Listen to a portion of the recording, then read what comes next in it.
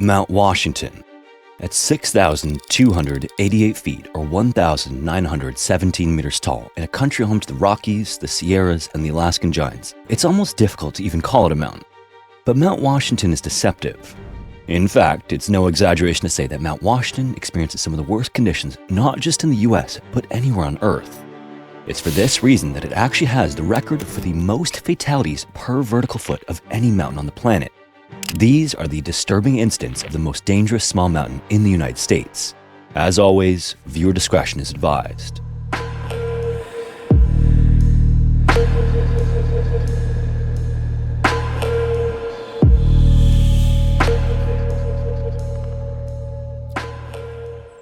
Mount Washington, located in the presidential range of the White Mountains in New Hampshire, doesn't look like a killer. At just 6,288 feet, or 1,917 meters tall, it barely clears what many people would even call a mountain, at least in parts of the country that boast the Rockies, the Sierras, and the Alaskan giants. By all appearances, Mount Washington looks like a manageable day trip, a big hill you can knock up before lunch and still be back in time for a meal somewhere in quaint, cozy New Hampshire. But as the saying goes, appearances can be deceiving. Since 1849, Mount Washington has racked up a body count that seems abnormally high for its seemingly unimpressive conditions. With more than 160 known fatalities and hundreds of rescues every decade, Mount Washington is actually so deceptively dangerous that it holds the title of the mountain with the most deaths per vertical foot in the world. This is even stranger when you consider that at the summit there are several buildings and a tourist information desk, all seeming so harmless. And yet, not far from the tourist information desk, there's a framed poster that quietly hints the danger. It's a list titled Casualties of Mount Washington, with names stretching back almost 2 centuries. The truth is, Mount Washington's danger clearly isn't in its height. Instead, it's due to the conditions on it. The weather on it has been called the worst in the world, and that's actually not an exaggeration. Winds of more than 230 miles per hour or 370 kilometers per hour have been clocked at the summit. For context, that's just shy of the speeds of an F5 category tornado. These hurricane-force gusts also blast the peak more than 100 days a year, and temperatures plummet to levels that will freeze your skin solid in minutes. Even on a sunny, warm day at the base, conditions at the top can turn into a whiteout blizzard so fast that by the time you realize you're in trouble, it's already too late. And as a result, every year, Mount Washington lures in new victims. Some confident, some clueless, all of them unprepared for the merciless swings. Some die just a few feet from shelter, others vanish into the snow or slip off hidden cliffs. And a few of these make headlines, but most don't, and together they've earned Mount Washington a fearsome reputation as the deadliest small mountain in America. Long before it earned this distinction though, Mount Washington was a place of awe, mystery, and deep respect. The indigenous Abenaki people knew it as Agiokochuk, or home of the Great Spirit, and believed the summit was so sacred that it should never be climbed. They spoke of powerful spirits who dwelt at the top, where the clouds kissed the stones and the winds howled with otherworldly force. Because even long before Europeans ever set foot on the continent, the mountain's deadly temperament was legend. The first European to record seeing it was an Italian explorer named Giovanni di Verrazzano, who spotted the white-topped peak from the Atlantic Ocean in 1524 and noted it in his journals. It wouldn't be until the mid-1600s, though, that settlers began pushing into the region, bringing their own names and ambitions. By the 1700s, English colonists had christened it Mount Washington in honor of George Washington, decades before he would become the nation's first president. In 1642, Darby Field, an Englishman living in New Hampshire, made the first recorded European ascent. At least he claimed to have climbed the summit. This was something that wasn't fully believed at the time, but either way, Darby's tales of the fierce winds and barren rock only fueled the mountain's mystique. Then, as the 19th century dawned, it transitioned from a myth to a magnet, and it became a proving ground for the bold and the curious. By the mid-1800s, the mountain had become a destination for rugged adventurers and early tourists alike. As a result of this popularity, in 1852, the Tip Top House, a small stone hotel, was built at the summit to accommodate visitors, and then a few years later, the first road, and then the Cog Railway, which was the world's first mountain climbing cog railway. But this accessibility came at a cost. As the streams of visitors grew, so did the casualties. Even as technology advanced with better gear, better forecasts, and better rescue operations, it retained its deadly reputation. Even today, it's sort of an uneasy paradox. It's a historic monument, a natural wonder, and a training ground for mountaineers, but simultaneously a graveyard. Before we get into the stories that have occurred on the mountain though, what exactly makes Mount Washington so dangerous is worthy of a bit more context, and it starts with the worst weather in the world. And this is not some dramatic tour sports slogan either, it's been scientifically proven. Back in 1934, the Mount Washington Observatory clocked wind speeds at a staggering 231 miles per hour, which is strong enough to literally pull the boots off your feet.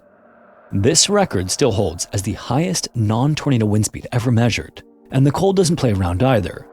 Temperatures have plummeted to minus 50 degrees Fahrenheit or minus 45.5 Celsius, and when you factor in the wind chill, it can feel like minus 100 Fahrenheit or minus 73 Celsius.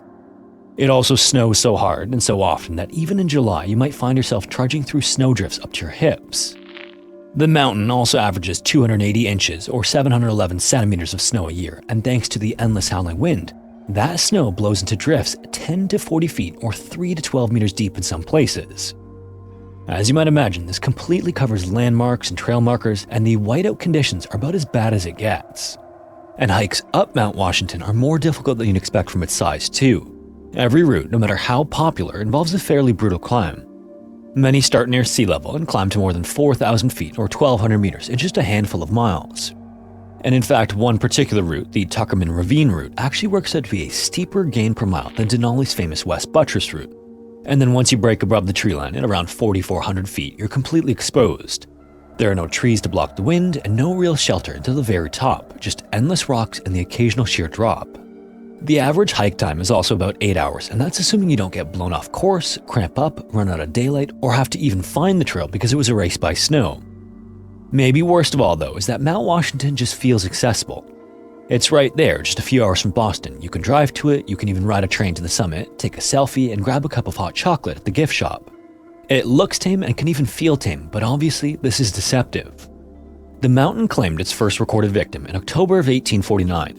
Frederick Strickland, a 29-year-old Englishman, was determined to conquer Mount Washington despite winter-like conditions. He would end up reaching the summit, but it was on the descent that disaster struck. Strickland lost the trail somewhere in the dense wilderness of a ravine where the clouds and wind erased any landmarks. Then alone, disoriented, and battered by the elements, he wandered until his strength gave out. His body was later found frozen solid in the bed of a river. 6 years later, the mountain claimed a second notable victim, and its first woman. Lizzie Bourne was just 23 years old, and despite a pre-existing heart condition and heavy Victorian clothing that would have made movement difficult even in good weather, Lizzie set off with her uncle and cousin, aiming to see the next morning sunrise from the summit's famed tip-top house. As the afternoon wore on though, the weather deteriorated. Cold, wet winds tore at their clothes and clouds obscured the trailhead. Soon enough, with the night closing in and the trail invisible, the group built a crude stone shelter against the wind and huddled for warmth.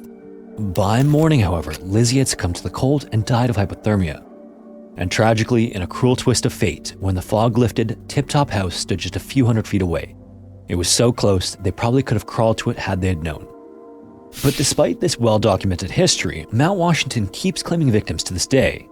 On the morning of June 17, 2024, Jesse texted his longtime friend and neighbor, Dennis, to share his excitement. At 53, Jesse was an experienced hiker who had fallen in love with New Hampshire's White Mountains after moving to Massachusetts in the late 1990s. Many weekends found him venturing north from his home in Andover, sometimes with his wife and their 3 children, but often with his teenage son who shared his father's stamina for strenuous multi-day climbs.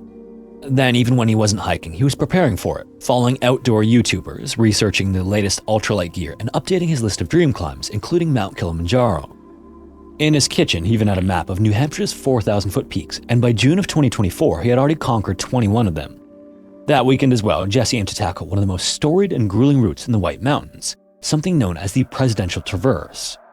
This is 20 miles or 32 kilometers across 7 exposed 4,000-foot peaks, including Madison, Adams, Jefferson, Washington, Monroe, Eisenhower, and Pierce.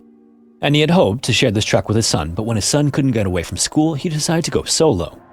Around 9 a.m. that morning, he texted a photo of his packed gear to Dennis, smiling with anticipation. Then by Friday night, Jesse was at a tent site nestled in a quiet grove of hardwoods near the base of Mount Madison. He then sent a short drone video to his family capturing the surrounding wilderness. Early Saturday morning, Jesse set out on his path, and skies were overcast but manageable at first. As he climbed Mount Madison, though, and snapped a series of selfies from its summit, the weather worsened. Gray skies turned to steady rain, the peaks became hidden behind clouds, and wind tugged at his jacket hood. But still, Jesse pressed onward over the rocky summits of Adams and Jefferson. This is where things took a horrifying turn. At 2:50 p.m., he texted his wife, quote, "Got wet 3 miles from any civilization, a bit concerned about hypothermia." He then also added requests for her to watch his phone's tracking location.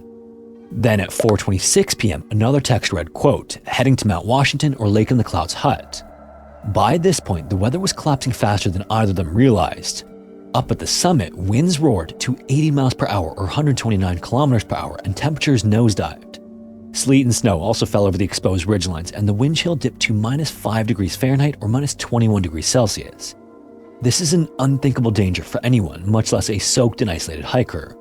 Then just an hour later at 5:30 p.m., Jesse sent a gut-wrenching text, quote, "In trouble, can't move." His wife then immediately asked if she should call for rescue, and Jesse simply replied, quote, "Yes, could die." She then called 911, only to be told that rescuers needed a precise location before they could launch a mission. Afterward, his wife frantically tried to guide authorities using his last known coordinates from Jesse's phone, and their son helped pinpoint the longitude and latitude using satellite imagery.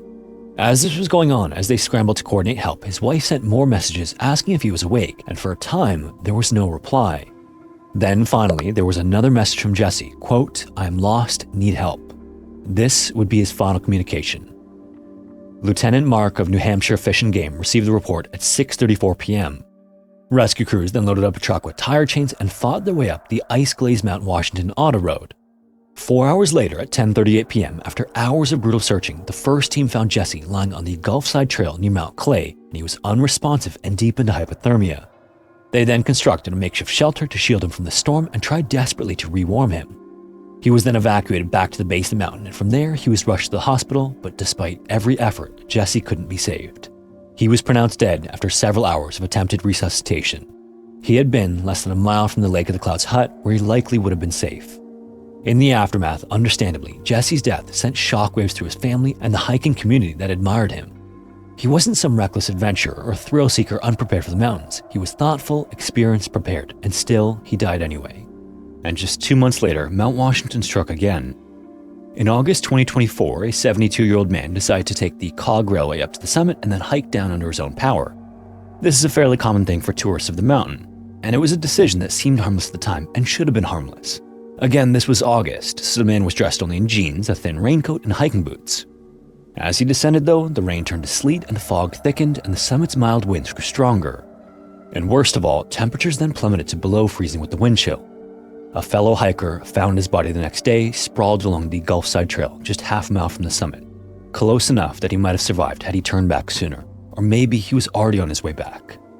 Several months earlier, in March of 2024, 2 hikers were attempting to ski down the Tuckerman Ravine after a hard-earned climb up Left Gully. The snowpack, though, weakened by a week of warm temperatures and then flash frozen under new ice, had turned the slope into a death trap. Both hikers seemed to have slipped simultaneously, or the snow gave way and the two went into an uncontrolled slide, 600 vertical feet or 183 meters over hard snow, sharp rocks, and hidden crevasses. One of them was killed instantly in the slide. Then, just minutes later, in a tragic coincidence, another hiker fell in nearby Hillman's Highway and suffered critical injuries. And then there's Sarah, who didn't slip or get lost. In June of 1994, after finishing a skiing run on the head wall of Tuckerman Ravine, Sarah was making her way down when the mountain dropped a 15-ton chunk of ice on her. Falling ice in Tuckerman Ravine isn't a rare event, especially in late spring and early summer, and on that day, warnings had already been issued for unusually dangerous conditions. And so, several massive ice blocks broke free from the head wall, some big enough to crush entire groups of climbers. Sarah never stood a chance. A single erratic piece of falling ice struck her down in an instant. Avalanches, too, are a regular occurrence on the mountain. In April of 2019, a 32-year-old skier ventured alone into the Raymond's Cataract area northeast of Tuckerman Ravine. This is a known avalanche risk zone, and sometime that day, a slide buried him under feet of compacted snow. By the time search and rescue teams found him after an exhausting 90-minute dig, he was in cardiac arrest, and despite every effort to save his life, he was pronounced dead. Not every incident comes with a thunderous fall or a dramatic rescue attempt, though. Sometimes it's just quiet, creeping exhaustion. In June of 1933, Simon Joseph, who was just 19 years old, set off with friends toward the Lake of the Clouds hut without food in miserable weather. Rain and cold battered the teenagers as they ascended, and the group eventually drifted apart, weakened by hunger and fatigue. Simon then accidentally veered off the trail into the mist, missing a critical turn. A massive search was launched, but quickly hampered by dense fog and dangerous winds. Days later, his body was found heartbreakingly close to the hut. If he had kept to the path, he might have lived. And in fact, even those whose job it is to save others aren't safe from Mount Washington.